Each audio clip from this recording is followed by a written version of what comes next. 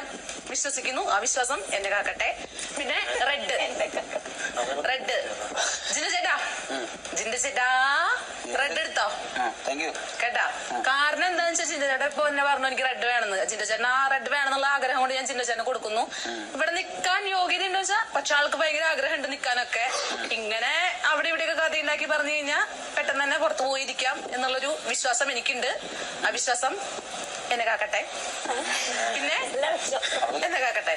മഞ്ഞ എന്ന് പറയണത് എന്താ പറയാ, അർച്ചേട്ടൻ പറഞ്ഞ പോലെ കുഴപ്പമില്ല ഇങ്ങനെ പോകുന്നുണ്ട്.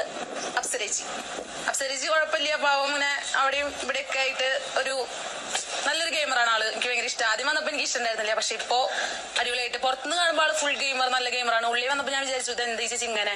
പിന്നെ നമ്മൾ ഒരാളോട് സംസാരിക്കുമ്പോഴല്ലോ നമുക്കറിയാം ആളെ എങ്ങനെയാണ്, ഒഴുക്കിലൂടെ പോവോ ഇല്ലെന്നൊക്കെ. പക്ഷെ ആള്